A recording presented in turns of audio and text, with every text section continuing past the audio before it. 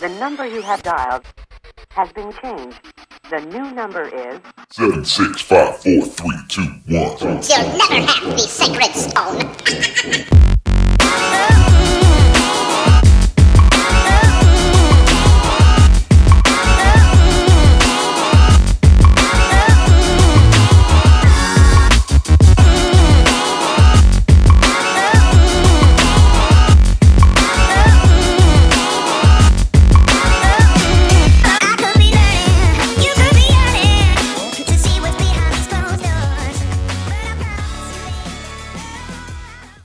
All right, welcome into another edition of the Vegas Squares podcast. And here in the virtual Zoom studio, we got myself, we got Spike, we got Token Tony, we got Tony Johnson, all back because NFL season is approaching, and we are very excited to start degenning heavily again. Even though we've been degenning this year on hockey, we've been degenning on golf, we've been degenning on a lot of different things. Token, I'm looking at you, but we don't degen on anything like we degen on football. Is that right, gentlemen? Yes. Absolutely. It is the return of the Vegas Squares. Who can pick the best out of the worst of us contest? Yes, we're changing it up a little bit, Spike. We're not giving you the competitive advantage of picking 800 to 900 dogs this year in week 16 and 17. So, all right, that's fair. Although that did help me propel to the win last year, along with Aaron's absolute dog shit week 16 and 17 last year. that is I true. enjoyed them. I don't think Aaron did quite as much, but I will still take the win because a win is a win is a win. That is a good read. I did not enjoy it. So, Tony, this is the first podcast you've been on in a while that's not golf related. Are you ready for the NFL season, sir? I don't know. I might have to mix a golfism in there every once in a while just to feel at home. But yeah, I'll do my best. There you go. There you go. Either that or the sports book that you and Aaron were watching, the Bears playoff game he ran Oh, fire them all. Oh yeah, up at Santa Fe. Yeah, that was an interesting day. That's for sure. Wait, what happened? That guy will live in infamy in Tony and my Oh, that guy. Yeah. That guy the was Bears fan. I think they were playing. It was the double doink game. Was that last? It was the season? Philly. It was against Philly in the playoffs. Yeah. Mm-hmm. Was that last year or the pre? That was 2 years ago. 2 yeah. years ago. Yeah. Yeah. Oh my God, that guy was fantastic and awful He was. all at the same time. Yeah, it was. It was really a special thing. Just you're not going to forget. Dicko's brother. Pretty much. Yeah. It could have been. Could have been. All right. Well, nevertheless, we are here because football season is approaching, and we wanted to break down the outline of the contest we will be doing this year because we have tweaked it up a little bit to come back to Spike's level or bring Spike back to us. Want to thank a couple sponsors here. First and foremost, obviously, 12 Ounce Sports Network, where we are aired every Wednesday and Saturday. You're viewing us here also on Zingo TV. If you're not viewing us on Zingo TV, make sure you check us out there. We're on channel 761. If you want to sign up for an account there, it is 100% free. Just go to zingotv.com and sign up for a new account using promo code 12OZ Sports. Spike's already headed there, right? Oh, no, he's back. Oh, no, he's going. Oh, no, he's back. Also want to thank our other sponsors, Vice Golf, Fanatics.com, Wicked Cuts Jerky, DC4L Custom Tees, and Pro-Am Customizations.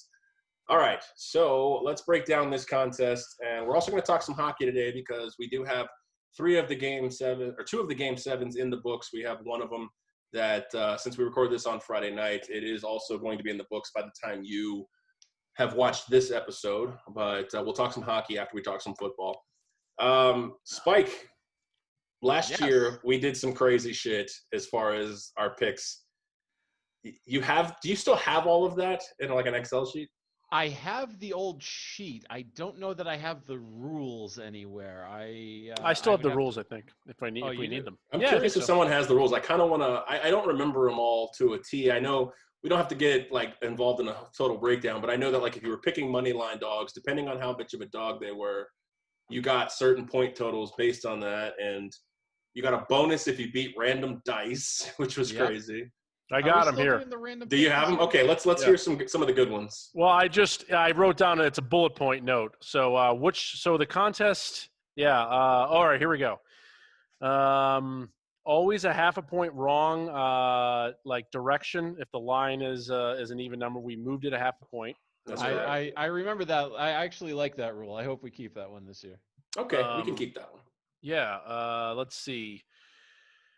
7 picks, minimum 1 spread and 1 total. Mm-hmm.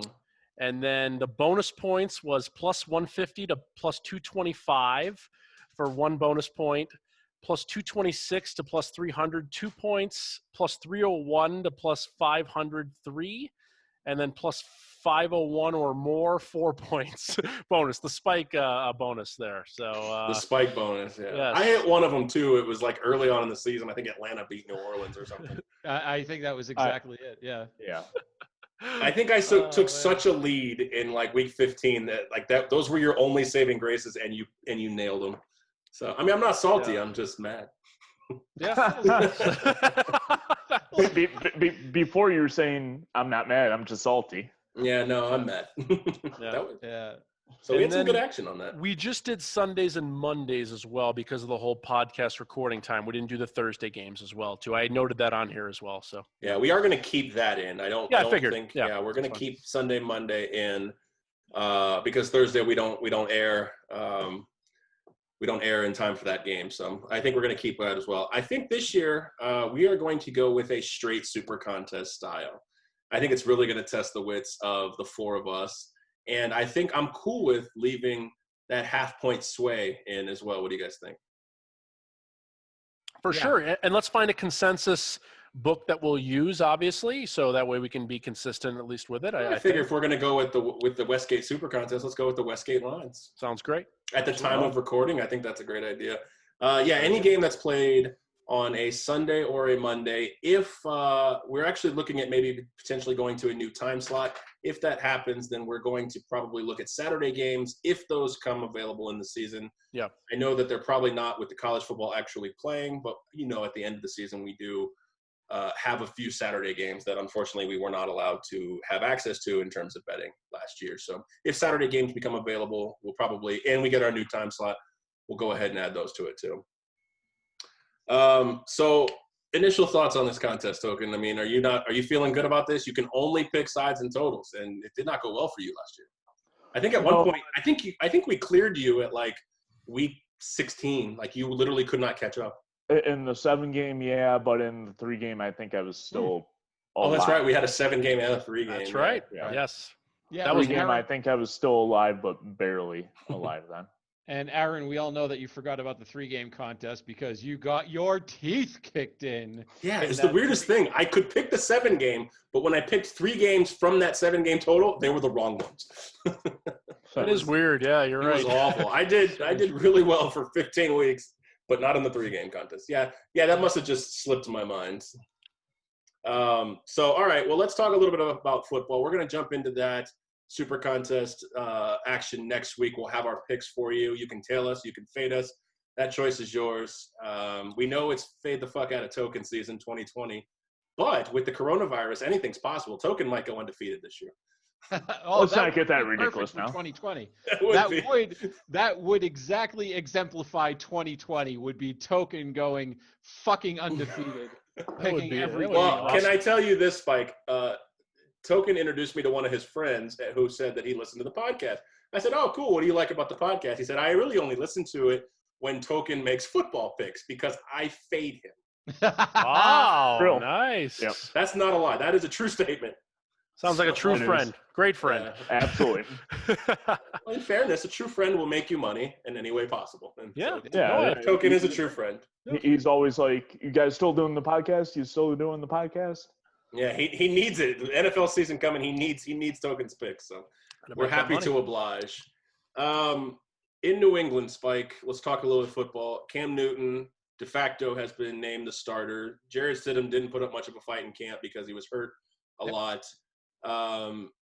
You're kind of an interesting person to talk to based on your opinion of this. I know you're in the tank for Trevor, kind of sweepstakes mentality, but at the same time, I mean, I'm sure you wouldn't be too overly upset if they actually competed. What do you think of Cam Newton basically being the starter in this on this New England team?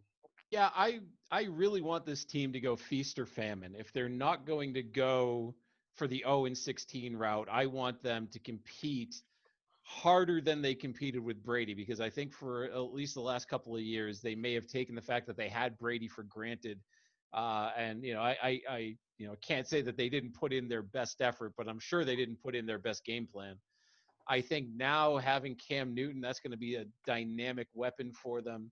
If he is healthy, if he is accurate, if he is able to get connection, get chemistry with these receivers having zero preseason, I think that New England could definitely make some noise, especially with that defense they have. That defense New England has is no joke, especially that secondary. So Hightower's going to be a big miss. Yeah, that's going to be rough. They did lose Logan Ryan as well, but I still think the rest of that defense is still going to be really solid and going to give guys like what's his name, fucker from Buffalo that was at Wyoming that I always shit on for the first couple of years. Josh Allen. Josh Allen. I wanted to say Kelly. I'm like, that's clearly not the right answer. It can give Josh Allen fits. It can give the Jets and the Dolphins some fits as well. So I think that they're going to be in every game. The rumor is that it is of vital importance to the Patriots to end the season with more wins than Tampa Bay. Bill Belichick is wanting to go out and prove that he is capable of winning without Tom Brady, which I think he already did in Cleveland. And he did it with Matt Castle as well, going 11-5. Obviously, they didn't make the playoffs in that 2008 11? season. No, it was 8. You're right. Yeah. Oh, no, it wasn't 8. No. Was the season after the Super Bowl? Yeah, it was the year after the nearly perfect season. So, yeah, it was 2008. All right, yeah. And, it is important to him to win, even though I think that he's already proven that he can win without Brady.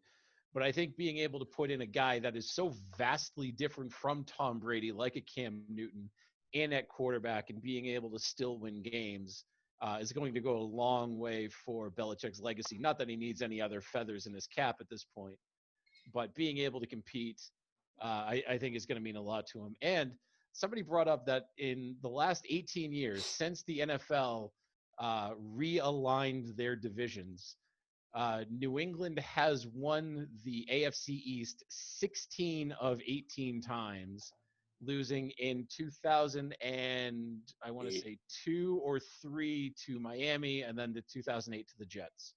Buffalo has not won, even though they are right now the favorites to win the AFC East. I think Cam Newton getting some chemistry, getting some motion, and being able to play good football, I think New England is going to compete once again to win the division. Yeah, I would agree with that.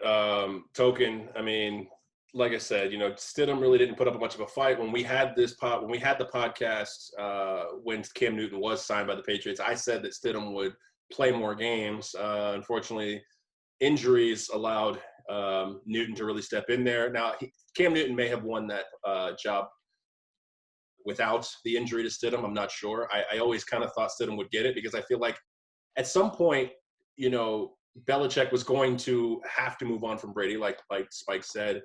You saw it with Garoppolo. You saw it with attempts with Mallet. You saw it with attempts. It seemed like every year that backup quarterback was like the potential suitor. And I thought that Stidham would be that guy. Of course, the one time he did play against the Jets, obviously he didn't do himself any favors. Do you think Stidham could have won that job if he hadn't got hurt? Or do you think that they signed Cam Newton solely for the purpose of being the starting quarterback on this team? I believe that they thought maybe Stidham had a slight shot, but they were pretty much leaning towards Cam anyhow, in my opinion. I mean, just based on his MVP season and all that, even though that was almost 5 years ago. Yeah, centuries ago in terms of a quarterback. But, it's still there in history and all that, and they're hoping maybe he can get back to that MVP caliber season. Whether he does or not, that's going to be a test of time. But yeah, and Tony, the Vegas Insider here has the Patriots at 18-1 with what I would assume they know Cam Newton's under the helm. Is that a number that really suggests that Cam Newton's going to finish the season out, or is that just a number that they don't want to let the number go too high? Do you think that's a true number, I guess is what I'm really asking, because coming off of an injury, like you said, the MVP season, Token said, was 5 years ago. Ever since that Super Bowl, he really hasn't been right or healthy. This feels like a Vegas Golden Knights line. I don't feel like these are their true odds because the minute they get to 25, 30 to 1, they're going to get pounded. I feel like this isn't a true number. What are your thoughts? Yep, I couldn't agree more. I do think it's been sort of manually moved down. I'm not even quite sure they've taken any action really necessarily on it, but They've taken one bet. Yeah. Okay. Yeah. Fair enough. I got a 22. There you go.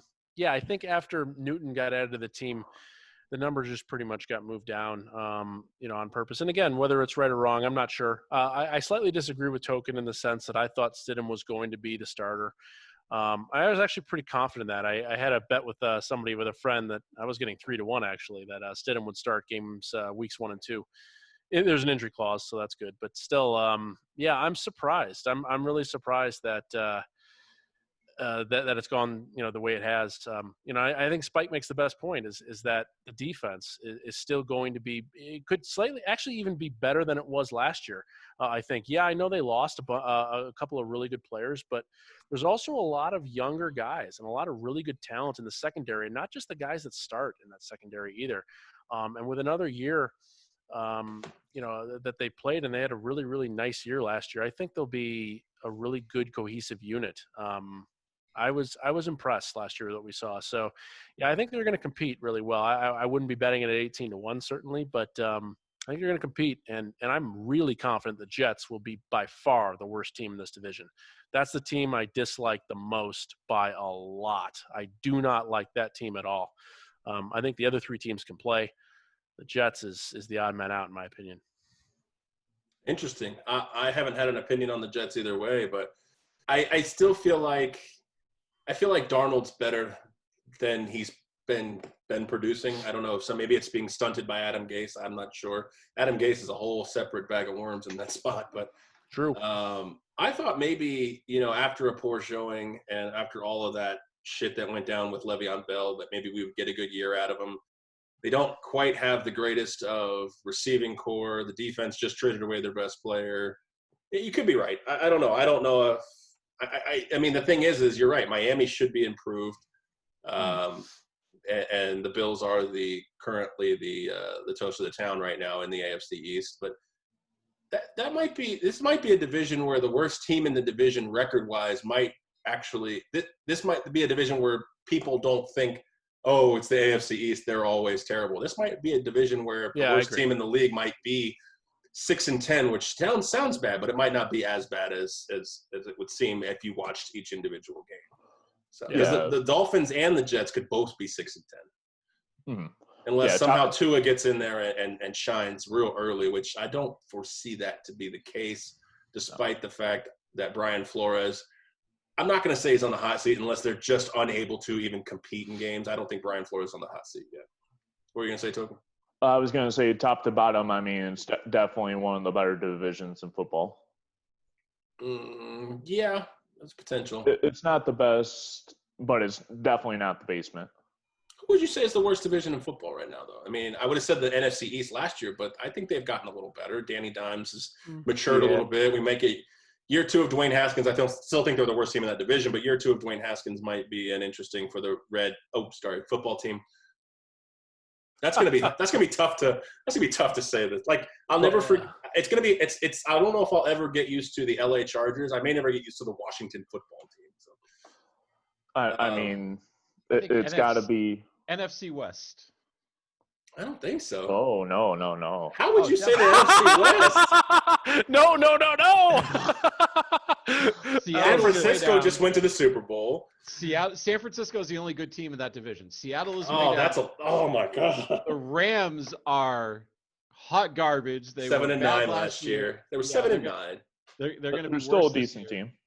And Arizona is still a couple of years away from competing. So they have one good team in that division. They got some bits and pieces. NFC West. NFC West is the worst division of football right now. I think it's got to be the AFC South. But no, maybe not. I mean, Houston's good. Tennessee's good. Second on my list. Jaguars suck, and the Colts are, well, we'll see what happens with Phillip Rivers. I don't know. That's a tough one. Who's the They're worst? number 2. They're number 2 on my list, too. I still have the NFC East. Yep, I agree with Tony on that one. You can't say the AFC North, despite having. I mean, we don't know what the Browns are going to be this year. There's not a lot of chatter coming out of that locker room this year. Pittsburgh will be better. They'll be better than they were. I mean, they almost made the playoffs last year. I mean, they were really injured, like all over the place, really bad. Yeah, they'll be better. Yeah. I just don't like anybody in the NFC East. I don't like anyone who's actually legitly good. Who do we like? You mean like Super Bowl contender good, or? Oh, sure, yeah. Is there a Super Bowl contender there? Yeah. I mean, not one that springs off. I mean, Philly's all right. They got no receivers. I mean, their first-round draft pick just, I don't know, he got hurt somehow. He's out for 4 weeks as I drafted him. They have two decent wide tight ends, and that's it. I will say this. If I'm Jerry Jones and I did, I put this team together, and they don't at least make the playoffs this year, I'd fire McCarthy and my son. Oh. I mean, look at this team, offensively at least.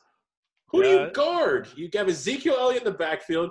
I mean, I guess you guard Jarwin, the tight end. I mean, but you have CeeDee Lamb, Michael Gallup, and Amari Cooper. You have two 1,000-yard receivers and a guy who was a stud in Oklahoma. There's just no one to guard there. Not enough people to guard there. I mean, I don't know. This team. I say this every year. I don't know why, because they always let me down. That's the Super Bowl contender in the NFC East. Oh, okay, fair enough. Yeah. As much as I hate to disagree with that, I agree with that. I said it last year, and they went 8-8. So yeah, I don't think they can be a Super Bowl contender, but they are probably the best team in the division. That I will certainly be on Who's that. Who's the best team in the NFC right now? I don't think anyone's a clear favorite. Hard to say. Yeah, I agree. agree. I would say the Saints aren't. Drew Brees showed that he's kind of on the back three holes of his career. Yeah. Brady, I mean, the hype's there with the Bucs, and they just got Fournette. Yeah. We'll talk about that here in a second. I mean, Minnesota's going to be pretty good, I think, too. I like what Minnesota's done. Minnesota's strong. The Packers, we'll see. I mean, they were NFC representatives, NFC Championship representatives last year. The 49ers are still great, but I mean, no one believes in Garoppolo. They have a. That's true. You're right. They have a who can you guard situation with Mostert, Coleman, McKinnon. When Deebo Samuel comes back, George Kittle. They got what's his fucking face? Okay, maybe they only have one wide receiver. I know they got rid of Emmanuel Sanders, but still, like, look at that. That was five good guys. Yeah, that's a good team with a good defense. Good chemistry and all that too. Yeah, but the thing is, when they get to the Super Bowl, can you trust them to actually win the fourth quarter? It's true. That's two straight Super Bowls for Kyle Shanahan. So, anyways, let's get what's up. I'd be happy if the Lions even made it to one Super Bowl, even had getting their asses handed to them by halftime and still losing the fourth quarter. I'd still be happy if the Lions even going to the Super Bowl. So I can respect that. I mean, it might happen one day. Maybe. Hopefully in my lifetime. This is not the year, though, for it, I don't think, unfortunately. It is the year of the rat, but it's not the year of the lion. Is Stat Bradford a free agent after this? I think he's got one more year. Yeah, that's what Rob, what's his name? The guy on Fox Sports calls him. He's like he does nothing for the team. He's just Stat Bradford. I thought that was pretty good. Even though I disagree with that, I think he's a really good quarterback. But all right, Fournette didn't last on the free agent market long. He signed with the Bucs, as we just said. There's another guy. Who do you guard? Godwin. You have Godwin, Gronk, Evans. Now you have Fournette and Ronald Jones. Is he second or third or fifth, whatever he is? I think everything's there to set up for Brady. Now the question, Spike, you know what? You're a Patriots fan. I want to ask you this question. Yeah. The Tampa Bay Buccaneers win the Super Bowl, and Brady proves that he can win without Belichick. Is it going to be butted because of the weapons around him? Because, I mean, the argument for years is that there wasn't weapons around him in New England, and they did what they did. I mean, not weapons, but, I mean, there were some. But, I mean, arguably, it was a plug-and-play system. This year, he's got a first-round pick, the fourth pick in the draft like 3 years ago in Leonard Fournette. He's got Ronald Jones, who's an up-and-coming running back. He's got two great receivers and a probable Hall of Fame tight end that he's connected with for the last decade. Are you going to be like, if they win the Super Bowl, are you going to be like, yeah, but? No, I don't think so, because with all the years that Brady had no weapons around him, Brady had weapons around him as well. So I know at the beginning of his career especially, he really had nobody, like winning a Super Bowl with Deion Branch and David Boston. Yeah, Troy and I'm Brown. thinking of the running backs that he had his first year that Antoine Smith. Antoine Smith, Oh, and then nice. clock killing Corey Dillon, and all these other Lawrence random Maroney. plug and play like Lawrence Maroney, law firm Ben Jarvis, Green Ellis, like Kevin Falk. random dudes that had no business on basically half the NFL rosters in this league, and Brady made them memorable. Except Malcolm Antoine Butler. Smith, because I couldn't remember his name. But I think for all the years that he had nobody, he also had guys like the Randy Moss, the Gronkowski. When he had Gronkowski and Hernandez before we realized He didn't win. He didn't win a Super Bowl. No, not with the two of them, but he still had those weapons around him. No, I agree with you. It was just always kind of funny that when he did have Gronk, Moss, Welker, Hernandez, they didn't win. I know. They would have won if Welker would have held on to one of those balls. Yeah, that's something else. But no, I think people are just going to say this is a 44-year-old quarterback who is. No, he came into the league at 21 in 2000. So he was born in 77?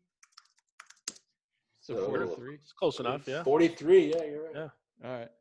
Yeah, because his birthday was beginning of August. So he just turned 43. Fuck off.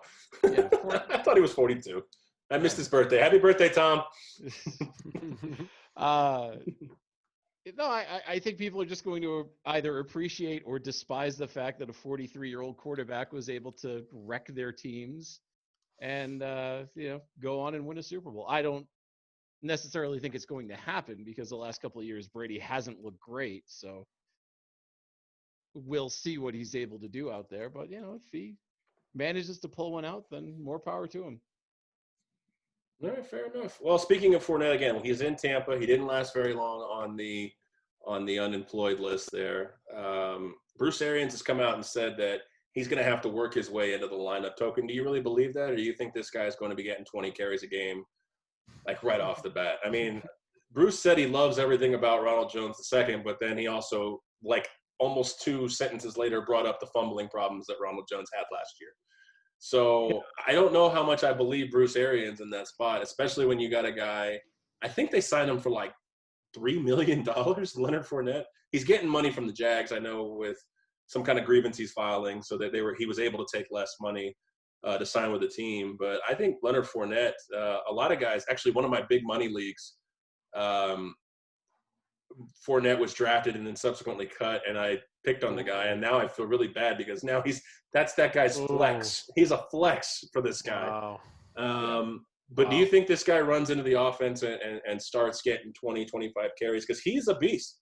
He's an absolute beast. I mean, he only averages about 4 yards a carry, but he'll get you the 1 or 2 you need. And Ronald Jones, like Bruce said, had fumbling problems last year. And I mean, I know this is a good problem to have for Bruce Arians, but I don't believe him for one bit here. I think Leonard Fournette's going to get, at least by week 2, is going to be the main guy. And McCoy might be shown the door. I agree with that, but I also think Fournette might even have a little of a short lease in the beginning of the season when he can prove that he actually can hold on to the ball and gain positive yardage in key situations like 3rd and shorts and all that. You mean Jones? Jones is the one with the fumbling problem. Oh, okay. Well, Fournette's got a little of that too, but. Well, you could argue that every running back has fumbled in their life, but Yeah, anyways, I get what you're saying. I think he's going to be the goal line back. He's going to be that TD vulture in the fantasy world, like everybody really wants. I'll never forget the ultimate TD vulture in fantasy football. And stop me if you remember this guy. If you remember the Vikings back in like the early 2000s when they had Robert Smith. You guys know Robert Smith, right? Yeah. You remember the vulture? Who the vulture was for that team? I don't. I don't know if you guys played fantasy football back then. I'm sure you did, but Leroy Horde. Oh That guy, I used to have Robert Smith. The guy would run for 140 yards and no touchdowns because Leroy Horde stole them all like an asshole. Anyways, not important. Wow, interesting. Yeah, I don't remember him. Okay. Not important, but yeah. So, Tony, what do you think about Fournette signing and Bruce Arians' comments and subsequent backpedaling? Where do you think Fournette's going to fit in this offense? No, I think Bruce is just sort of, He's a player. He's a player coach. I think he's just sort of trying to smooth things over and just be that guy and be a supportive guy. I mean, I don't think you want to come out and say that, oh, well, we have this new guy here, so everybody else sucks, and this guy is going to be, our starter going forward. It's just not, it's not good for, team morale and things along those lines. So my guess is it's just a schmoozing type of move. Ronald Jones is, to me, already shown that he cannot be an every down back. He can't be a guy you can trust. He's really been an abysmal player. He misses blocking assignments. I mean, I can't believe he's even considerably possibly a starter in the NFL. Like, I really think he's that bad. So, yeah, I mean, Fournette will be your guy. It might take, as you said, a week or two or something like that, but he'll certainly be the main ball carrier in this team. And the only thing I worry about is Fournette. There's been a lot of baggage that has come with Fournette from what we've understood. He's not been the best guy in the locker room, and some ex-players have talked about how he's a little bit tough to deal with. I mean, there's a lot of guys that are not the easiest to deal with. I'm not saying it's an unknown problem or something that could be a large issue, but it's still something that needs to be worked out. Bruce Arians is a great guy, I think, to probably deal with a lot of this type of stuff. So I think he'll fit in really well. I really do. I think it makes a lot of sense from that perspective. And I'm curious to see what this Tampa Bay offense is going to look like. We saw them throw the ball down the field so much last year. I think not just because of the quarterback that they had, but also, being behind in so many games. And, Tom Brady's not capable of doing that anymore. He just doesn't have the arm strength to do it. So it'll be kind of fun to see how this offense is different. And with, how many the great players they have and the routes that are going to change. I think it'll be a lot of fun to watch. It's going to be a great team for sure. But I'm higher on this conference than on this division than a lot of other people. So I don't think it'll be an easy road at all. I think Atlanta's going to be a lot better too.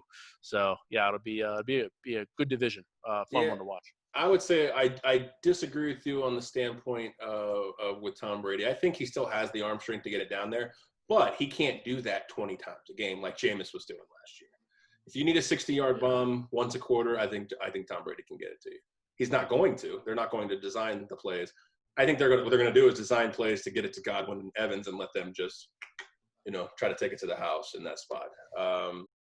But we'll see. It'll be interesting. Might as well at this point, Spike, they might as well pick up Adrian Peterson now too, because he just got cut from the Washington football team. Is he going to get picked up anywhere? Has he played his last game, you think? No, somebody will pick him up and he'll be in a rotation or, a 3 or 4 man tandem. And, he'll get some carries, nothing like what he used to get. And if somebody gets hurt, that workload will obviously increase. But it's nothing that's maybe he can sign with the Lions, Token.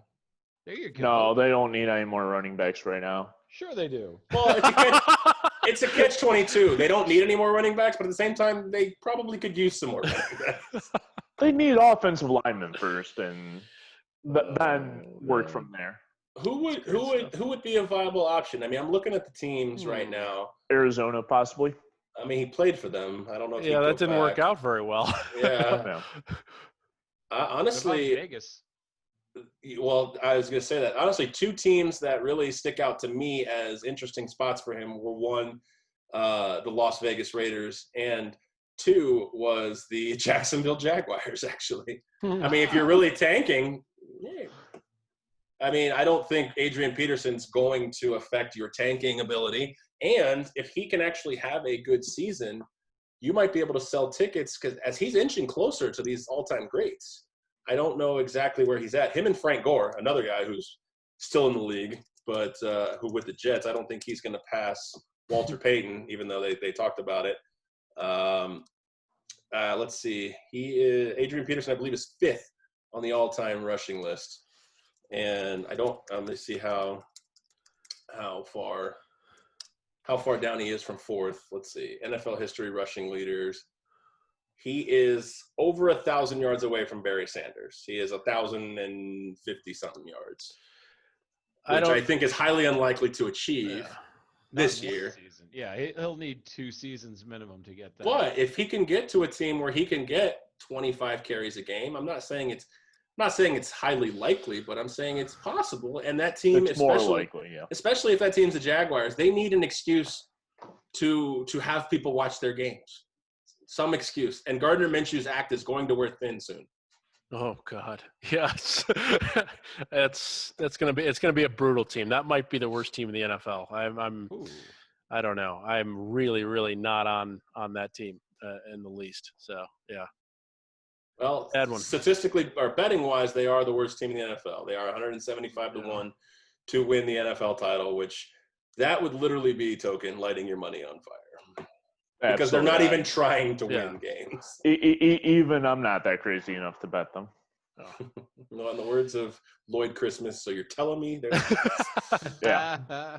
Great. So, all right. I wanted to kind of get some early stuff. We're going to talk next week about more football. We'll have a game under our belt in the Houston Texans and Kansas City Chiefs. We'll have a game under our belt by the next podcast.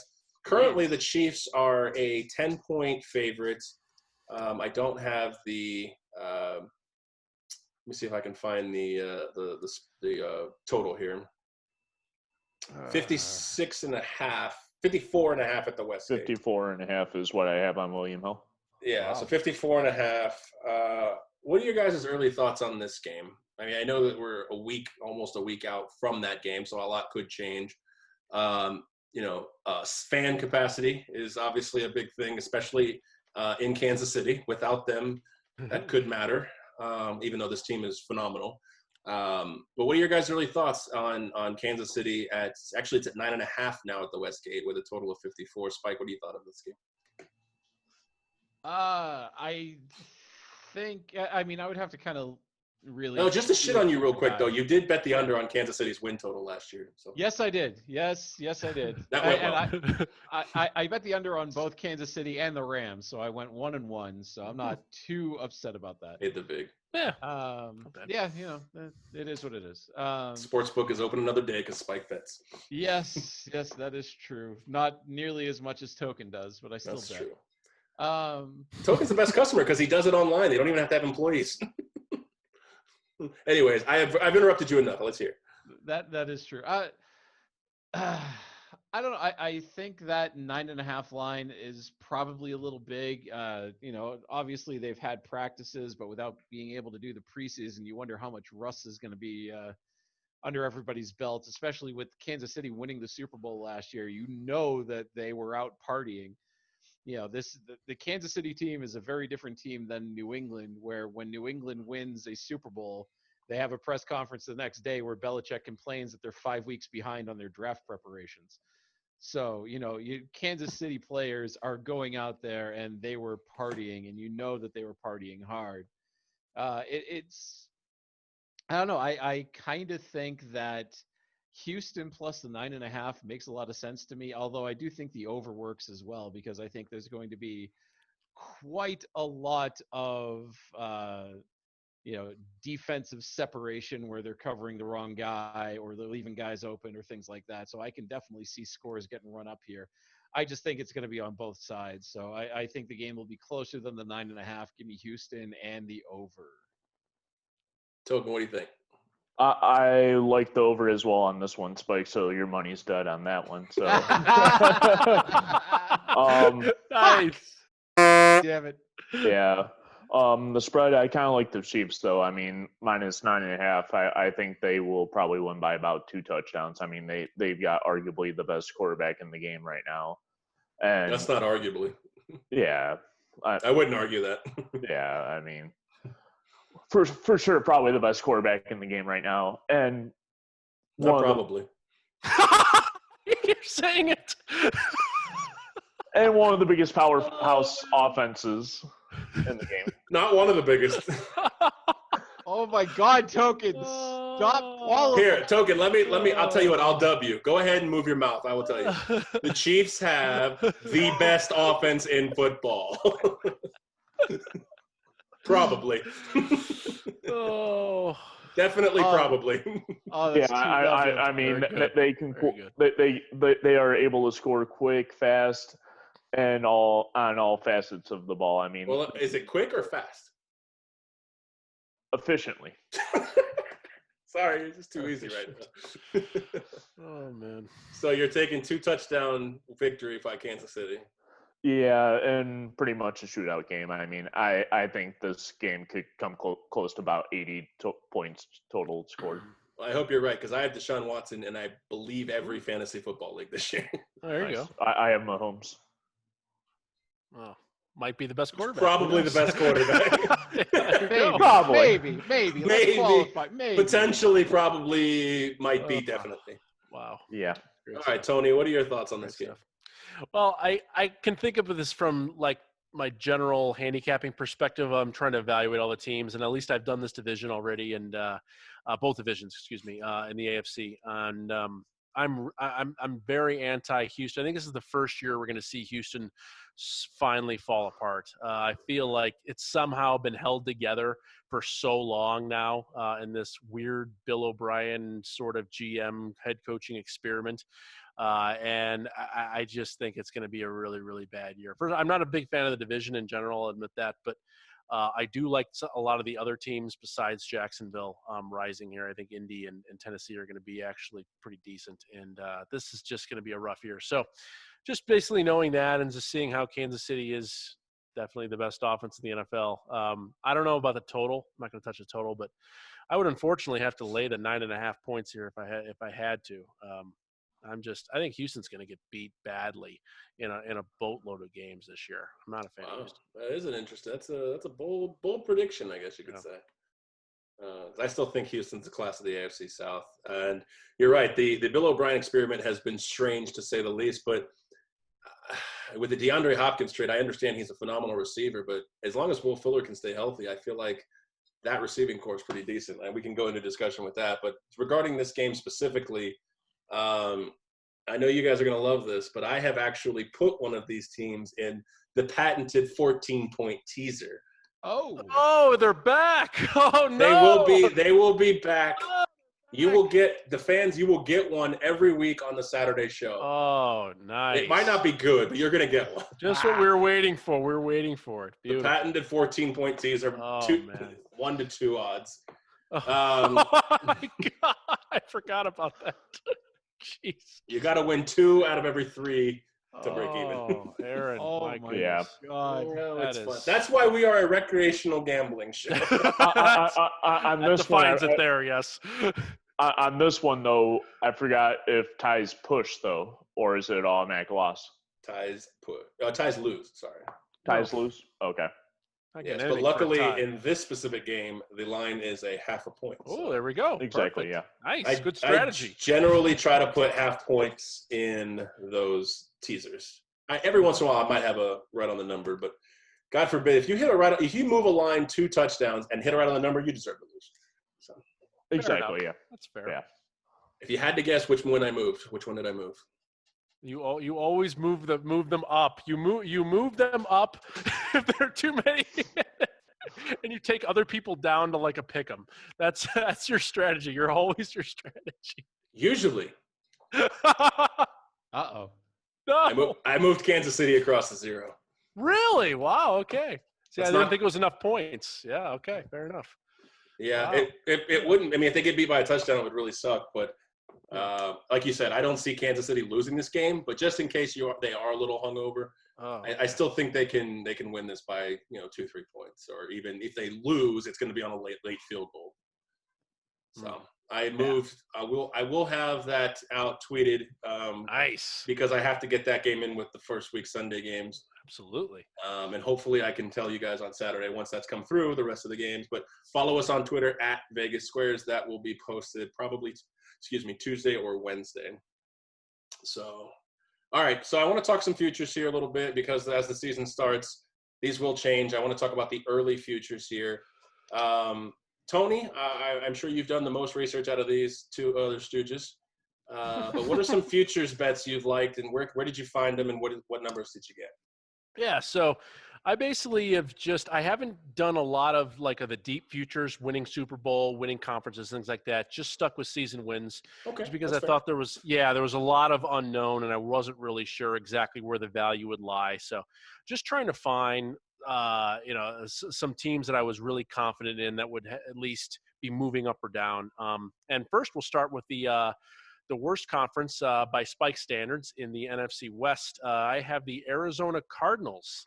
Their total that I got was 7.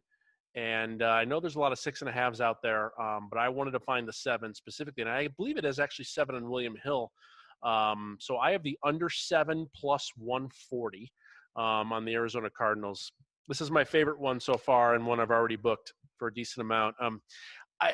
This mainly stems from I do not believe in the head coach here. I just don't like Kingsbury at all going forward. To have a team, just to be a winning coach in the NFL, it's so hard to win just in college football and the tough conferences in college football. And he couldn't even do that.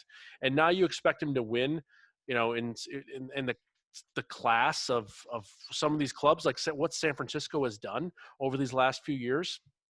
And Seattle, how good Seattle has been over the last 8 years or so. Right. They just can't compete, just cannot compete. Personnel-wise, I'm still not a huge fan of what's on the field. I think there's going to be a lot of issues still with the offensive line. I don't hate the quarterback, and I don't hate a lot of some of the other pieces, the more prime offensive pieces, but their offensive line got worse this last year, and I think that'll be a really, really big problem. So I think Arizona's going to win about 5 to 6 games. That would be my guess. So I have the under 7 plus 135 there, or plus 140, plus 140 there. The next team I found was the Jacksonville Jaguars. I've already my opinion pretty clear on this one, so this is pretty obvious. I did get a good line here. I know it's 4.5 at most places. I have 5. So under 5 minus 115 for Jacksonville. I don't think much more needs to be said here. This is all badness, top to Might be bottom. lucky to win 2. I could not agree more with that. Exactly. So I think Minshew's the worst starter in the league, actually, just for full-time starters for what they would be. Not a fan of what he brings to the table. So Worse than Trubisky, eh? Yes. Well, I don't think Mitch is going to start. Is He he? just named the starter. He got confirmed. Yeah. Oh, okay. I didn't realize that was okay. Well, fair enough. You want to change your answer? Or you still believe Minshew's the worst? Yeah, I don't know. It might change actually, but yes. Either way, okay. One of the 2 worst. How about that? I'll do a token here. So one be the A worst. and 1B is total. 1A and 1B. There you go. Those 2 I've bet so far, so those are definitely in. I'm still looking at the Jets under 6.5. I'm not a fan of the Jets as well going forward here. And then there's a few others, a smattering of some others, but those are the 2 that I for sure bet already. All right, Token. I know I'm still amazed that you were able to pick the 1 year that the Lions were good and ride that to a really, really substantial payday. I believe that was 3 years ago. A few years ago, yeah. And I'm still last year I faded them, took the under, and nailed it. No, Yeah. solid. It's a good bet. Yeah. Stafford getting hurt helps always in that spot. Oh, it's true. That's a good point. Well, tying the first game definitely helped that one too. Also true. Yeah, that's right. So what do you have here in terms of futures bets, early thoughts before the season here? I'm going out on a limb and picking a Super Bowl champion, and that's going to be the Jacksonville. Never mind. They might be in London by the time they win a Super Bowl. No, one team I do like to win the Super Bowl this year. It's kind of a flyer on this one, but I like Denver this year. I think they are going to be sneaky good. That's as far as Super Bowl futures that I have. Denver at 50-1. 45 I see on William Hill currently, but yeah. I also like comeback player of the year. I like AJ Green on this one at plus 850. I think he will have a tremendous upswing from the last year. I mean, he barely even played, so. That's comeback player. True. Yeah, that would be. Yeah. Another one I liked on that list, but I didn't really like the value, was Stafford at 5-1. I think I could see him getting hurt pretty easily again and missing it. But however, one for totals I like is Atlanta, the over 7.5 at minus 120. I mean, it is a tough division, but they should at least go probably 2 wins in that division and 6 out of the division, in my mind. Damn it. Okay. Spike was probably on that one. I was at -110, but now that token's on it, I have to cross it off my list. Okay. You can still have that bet. It means I can't bet it too. I actually kind of liked Atlanta the over as well, but yeah, we're all out now. Yeah, I know. Yep. It's no No, good. only Hey, token's token. allowed to win that. A token play in. Oh, That's and too bad. yeah, that's it for me. All right, Spike, what do you got? So, now that I have to timing. get rid of Atlanta, You don't have to get rid. You can still bet them. Yeah, All he you have to- does. You don't he have. does. Okay. I mean, so we have to think about it this way: is it going to be, instead of business as usual, is it going to be token as usual, where he loses everything and gets fucked, or is it 2020 and everything is screwed up and Atlanta ends up winning like 15 games in a 16-game season? I don't know how this season is going to go. I don't know how this year is going to go. I think this year was built on an Indian burial ground the way things are going. But I'm going to lay off that one just to be safe. I am, however, going to look at the Browns with 8.5 wins, looking at the under on that one. I think that NFC North is too strong. I'm not sold on what the Browns are doing at all, offense or defensively. So I think they're going to struggle a little bit, that 8.5, and especially getting it at -110 either way. I think the under is the way to go on that one. Two that I liked were division winners. One of them being Green Bay. They're actually second in the division at +170. The Vikings were sitting there at +160. I think Green Bay right now is still the better team than Minnesota. I think, especially given last year's performance, I think that we're going to see a Green Bay team that is going to compete week in and week out, especially when you have Aaron Rodgers at the helm. If he gets hurt, then obviously all bets are off. But, you do what you can, and I think that +170 number is good enough to take a flyer on him. The other one I'm looking at, and I'm not especially convinced that this is going to come through, but I like the number. It's Pittsburgh to win the AFC North. With how injured they were last year and how healthy they are coming back this year, I think they definitely have the potential to make some noise. If the league can figure out Lamar Jackson, then Baltimore, they're not going to put up much of a fight. And given the price for Pittsburgh to win at +380 right now on William Hill, I think it's just too good to pass up, and you have to take a flyer on them for that division win. So I'm going to try it, see what happens.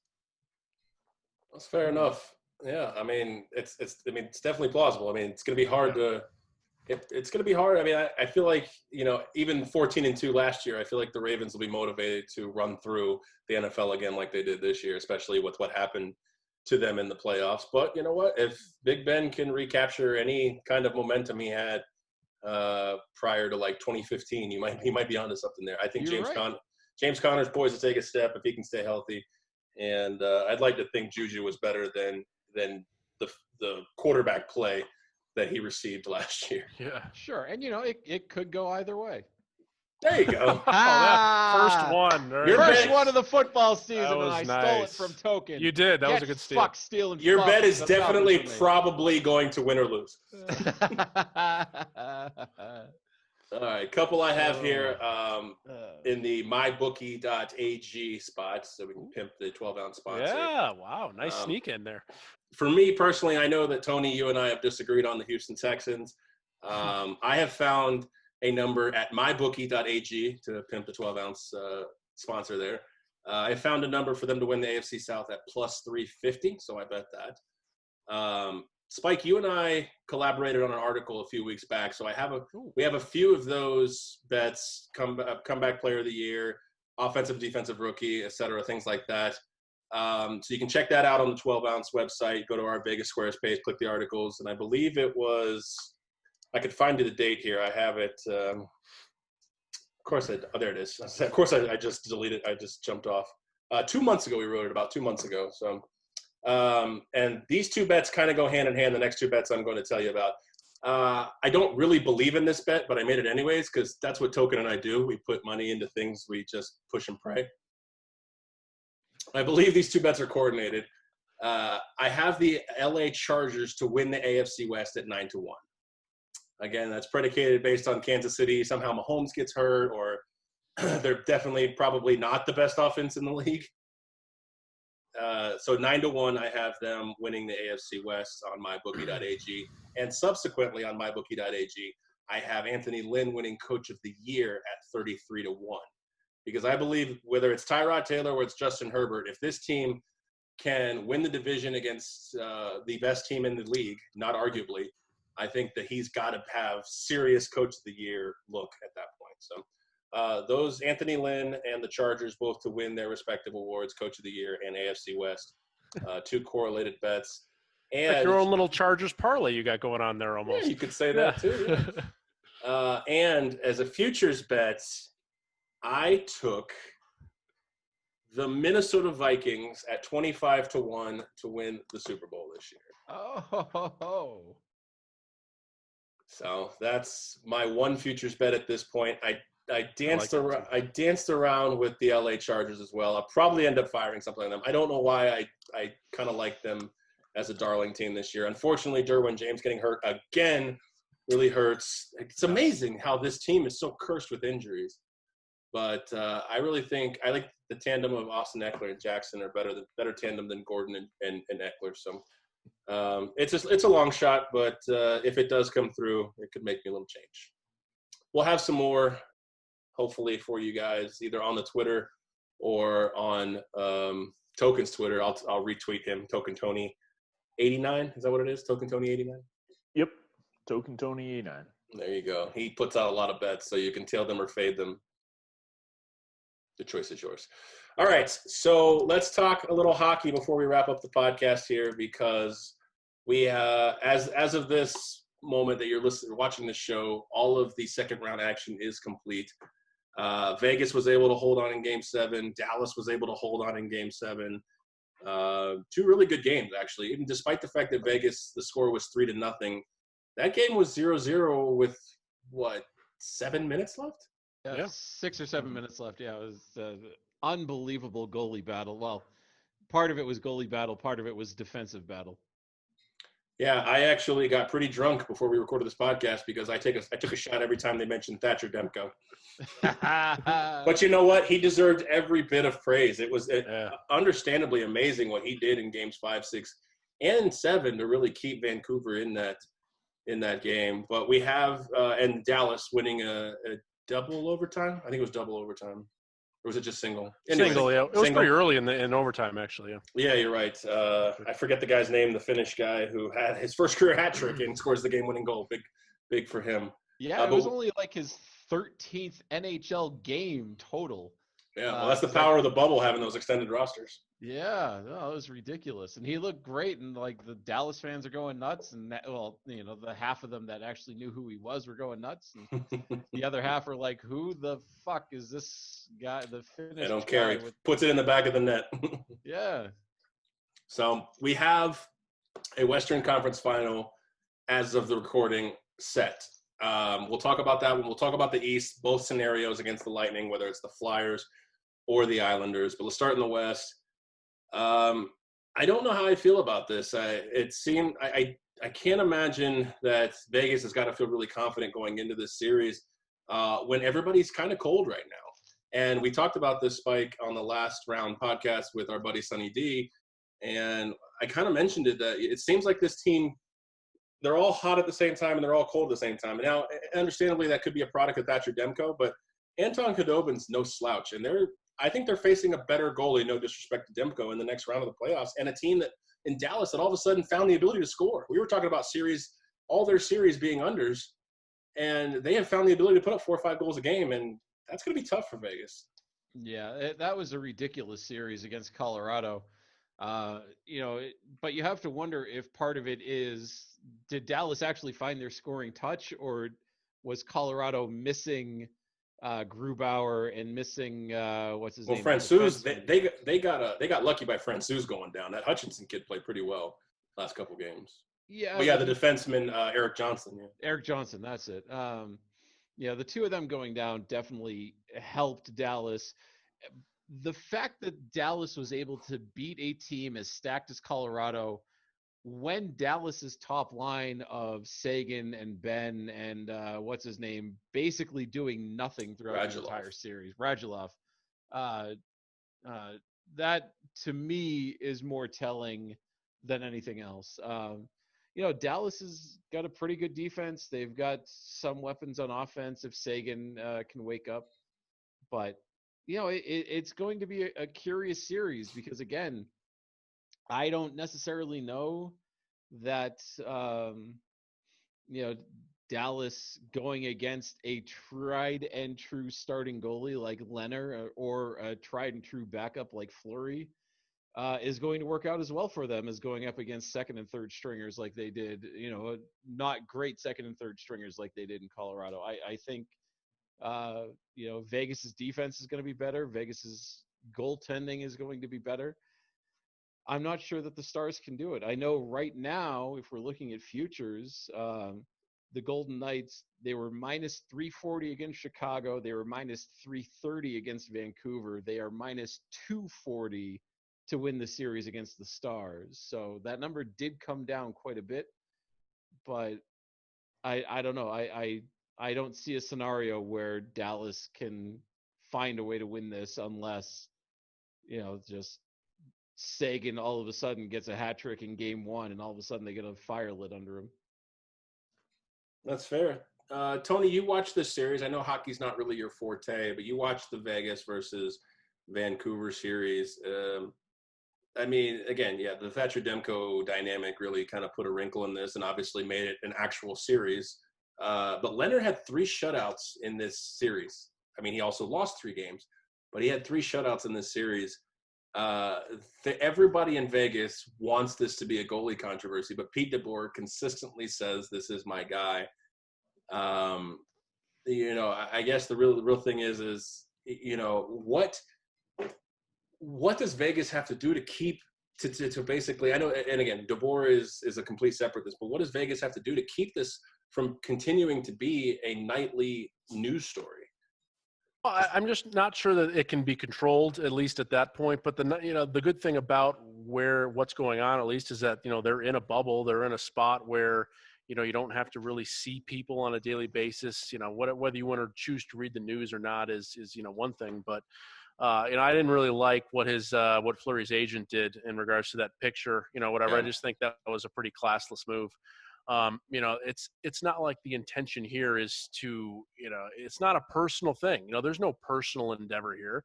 A decision has been made basically to try to put the best guy there to win. And, can't say that I, think that it's the wrong decision at this point. And again, I'm not a, big hockey guy. I don't know a ton about these guys, but just watching him play, he's been a phenomenal goaltender, at least for the majority of the playoffs. So I don't really quite understand it. We don't know what the dynamic is, in the locker room, setting, and if guys really, are amped up about this, if it matters, if there's discussion, who knows really. But as long as it's not an internal issue, at least in my mind, I don't see how it's going to be anything more than just kind of white noise that's away from the bubble that you're in. These guys don't really see anybody on a daily basis. It's just like the NBA players. It's the same thing. Yeah. You're really only with your teammates. That's basically it. So I think it'll be fine. I'm not too worried about it at all. I do have to say this though. I've been praising the NHL for everything they've done. And I know that they took a 2-day hiatus for the social justice cause and everything, but 5 games in 7 nights, dude. The NHL, y'all fucked up on that one. Yeah, that's too many. I agree. Yeah, 5 games in 7 nights. Token, let's shift back to that Colorado-Dallas series. Do you believe that Dallas would have won that series if Grubauer was in net for the Avalanche? Probably not. It still might have been a back and forth series. Might have lasted 6, maybe went to a game 7. This Dallas team is better than I thought they were. But, Colorado is still definitely very strong, and it's going to be very good for them looking forward to the future for sure. Yeah, it's a shame they couldn't find Hutchinson faster. That was the unfortunate part. If they might have actually won that series. And who knows, Hutchinson over the long run, just like Demko over the long run, might not have been what we thought, but they both played really well in the short amount of time that we did get to see them. But Dallas versus VGK. Spike, you said it was minus 240 in favor of VGK. Dallas is probably what, plus 200? 200, yeah. What do you think about this series objectively? Take out the banner that's, right here. Or the hat on my head. Yeah, no, I still think Vegas is the better team. If they can figure out how to screen Khudobin, get in front of the Dallas goal and make life difficult for him, then I think Vegas has a real shot of winning this in 6. This is one of those. It's going to be a really grinding kind of series. Ryan Reeves is probably looking at a suspension for that hit in the head on what was it, Mott? Yeah, Tyler Mott. Tyler Mott, yeah. I'm okay with that if he gets suspended. They actually could put a guy who might put him on the back of the net. Because now they have, look at a situation, sorry to interrupt you here, but look at a situation where they can have Nosek and Cousins on that line with Carey. I kind of like that way better than Reeves. Oh, definitely. I think that definitely has the potential to create more offense. I think Reeves is important later in the series when things get chippy and Corey Perry starts running his mouth. You need a guy like Ryan Reeves in there to shut him up. I think that's going to be. Well, he did that with Roussel early in the series. I think he shut Roussel up early. Right, and then he was, essentially Reeves did nothing except get himself ejected in Game 7, but Games 3 through 6, he was kind of a ghost. He reminds me of, I don't know if you guys have seen the Mighty Ducks 2. He reminds me of Dean Portman when he got thrown out like 4 seconds into the game. Yeah. I can just imagine Reeves in the back going, God, let me back in the game. Taking off his equipment and throwing it across the locker room. Wow, what a comparison. That's great. That was an excellent example. That was pretty good. Wow. All right. That was very impressive. Yeah. Thought about that in a long time. Wow. Oh, man. When he got knocked out, when they had ejected him, that was my first thought. Was he's in the back in the locker room ripping off his equipment and throwing it. Yeah. So well, anyways, he did smash the stick over his knee, so we at least got to see that piece of it. No, I think this series is going to be a fun, grinding series. It's certainly not going to be the 9-7 type games that we saw in the Dallas Colorado series. Unless they put Ben Bishop in. Well, yeah, true. Yeah, Ben Gave Bishop up 5 goals in a period. So Khudobin's been playing well, obviously, but he's still giving up a bunch. And Colorado's offense behind the McKinnon and Landeskog line is okay. I mean, it's not great. Vegas is significantly deeper on offense, so they should be able to make some use of that. I think really where Dallas is going to have to get going, I know I mentioned Tyler Seguin before, but the blue line has to score for them as well if they have any shot of this. Like Klingberg and Heiskanen, they got to get pucks on net, and they got to get 1 or 2 in if Dallas is going to really compete in this. Again, I still think it's going to go 6, but I think Vegas comes out on top. That's fair enough. And yeah, I think you probably nailed it spot on, because I really you kind of nailed on the head there. I feel confident with my teams going against former backup Boston Bruin goaltenders, so I'm cool with that. I haven't mentioned this to you, but Tampa in 5, spot fucking on. Yeah, I was hoping that you wouldn't mention that, but yeah, go. You all looked at me like I was crazy, and I said, I don't know, Tampa in 5, but no, I didn't really feel confident after they lost the first game, though. Yeah, and I know I talked. You did. You did. Yeah. No, I definitely talked shit about that after that Game 1 win, but no, Boston just as soon as they lost Game 2, it was like, oh, okay, maybe they'll make a series. They lose Game 3, 7-1. I'm like, all right, they got their teeth kicked in on national television. Let's fucking go.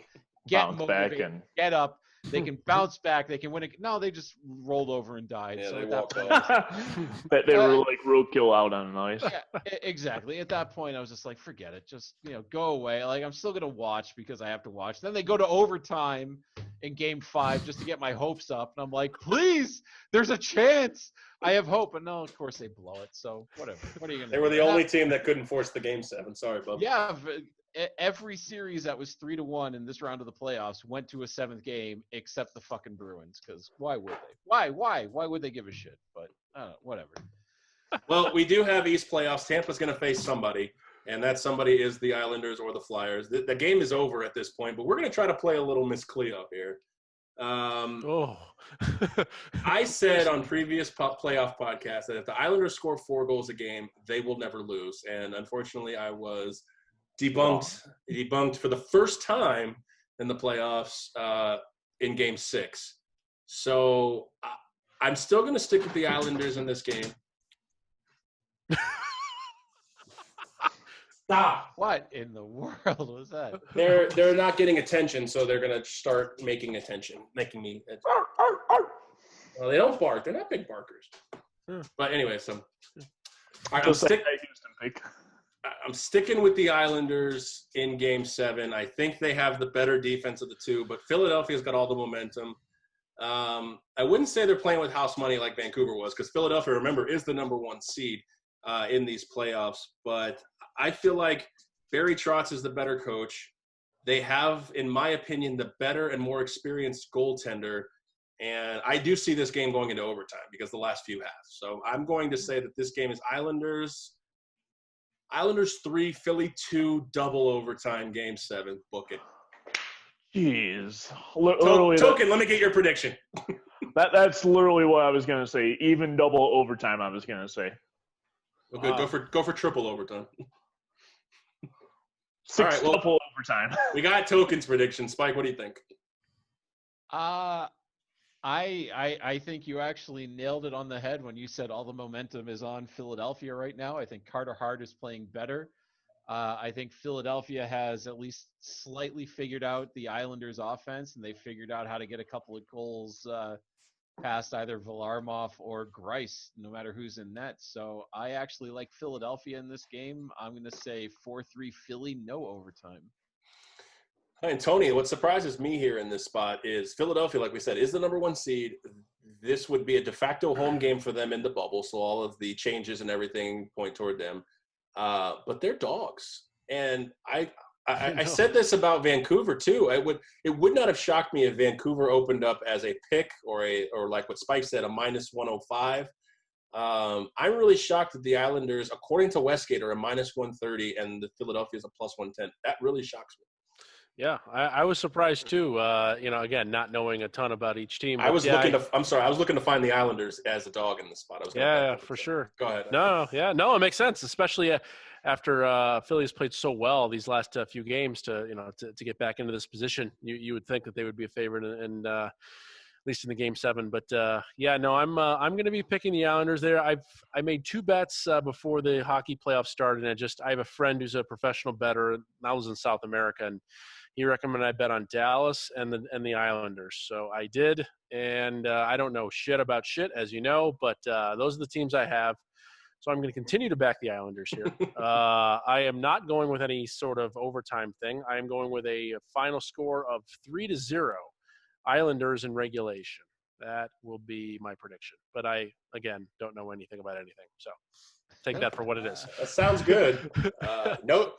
I mean, if there's one team that's been shut out in this Eastern Conference semifinal, it was Philly. So you got a shot there. All right. Well, let's wrap it up there. Again, tune in every week. We're going to have our bets, our picks. You can tail them, you can fade them, but we're going to give them to you every week. We're going super contest style, 5 picks, only totals or spreads. No crazy money lines. No. Can you do all totals or all spreads? Does there have to be a one? Sure. Of the? Okay, I didn't know if there was. Okay, got it. Yep, you can do all totals, all spreads if you want. Okay. Gotcha. So we're going to do that, and hopefully we can win you guys some money, win us some money this week. We're looking at also an MGM style contest where we are using an online sports book. Probably going to be MGM. We'll iron out the details off the air, and we'll come back to you when we have that. But let's wrap it up here. I want to thank the sponsors, 12 Ounce Sports Network, where you can find us. Check it out, 12ounce 12ozsportsradio.com, where you can find our page. Just go to the bar, click the Vegas squares. Our sponsors are there. Our podcasts are there. Our articles are there. Again, check out that article we have. Spike and I collaborated on some futures bets regarding players. Also want to thank Zingo TV, where you can catch us every week, Wednesdays and Saturdays on channel 761. If you don't have a Zingo TV account, please sign up for one using the promo code 12OZSports, and it is 100% free. All of our sponsors have been going across the bottom of the screen. I'll list them off here real quick. Vice Golf, Fanatics.com, Wicked Cuts Jerky, DC4L Custom Tees, and Pro-Am Customizations. We want to thank all of them. We want you to go support them so they continue to support us. And that's it. I mean, we'll be at you. What are we going to do for the podcast, the golf podcast, if there's no golf next week, Tony? Ooh. There is golf. What golf is next week? The Safeway. I thought they were taking a week off. I think it's right away. Yeah. All right, fair enough. Never mind. Yeah, I think it's next week. Yeah, I'm pretty sure. Unless I got the dates wrong. Did I get the dates wrong? I don't know. Now I'm questioning me now. I don't know. I don't know what's up. We might talk football on the golf podcast. Okay. All right. Well, that works too. Either way. Tony's right on that. Yeah, September 10th. You're correct. Safeway Open. But we might talk about that Thursday night game as well a little bit as well. So. Oh, let's do that. That'll be great. Let's do that. For sure. And we might get John Parr on this week. We've been trying to connect with him. We had him on the PGA podcast. That was really good. So we haven't been able to connect with him in the subsequent weeks between then and now. So anyways, not to waste any more of your time, we appreciate you guys listening. For Spike, for Tony, for Token Tony, and for Tony Johnson, I am Aaron. We appreciate you listening and watching, and we'll catch you on the next one. Good luck on your bets.